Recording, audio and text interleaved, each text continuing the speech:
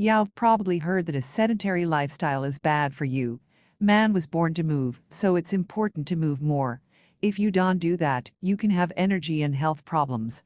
Experts have told you what they are.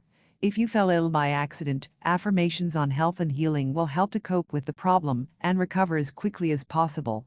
If you fell ill because of constant sitting in place, it will help to recover only a total change in habits and lifestyle. That's why you should do it. Prolonged sitting is worse than malnutrition. According to observations and assessments of professionals in the field of nutrition and medicine, it is much more dangerous for a person to maintain a sedentary lifestyle than to eat junk food. Experience shows that a proper diet and regular exercise cannot stop excess weight gain with a sedentary lifestyle in general. That is why it is important to keep moving and be active, and then worry about nutrition and other aspects of losing weight or improving health. When a person sits, he burns almost no calories, and the production of enzymes that break down fat is reduced several times. Sitting causes diabetes. The effectiveness of the insulin produced by our body is reduced by a quarter when a person hardly moves. This means that if you are prone to high blood sugar levels, it is better to move around more during the day. According to observations, people who don't move much are much more likely to get cancer and have high blood pressure. Statistics say that smoking is less harmful than this kind of lifestyle. This does not mean that you need to start running, but sitting for hours without movement is definitely not worth it.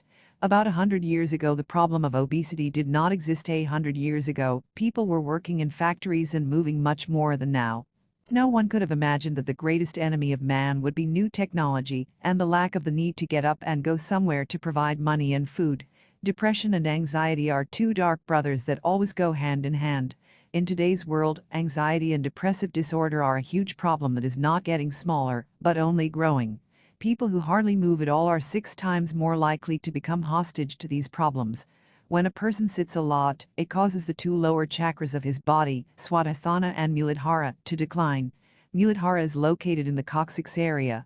Through this chakra, a person communicates with the earth.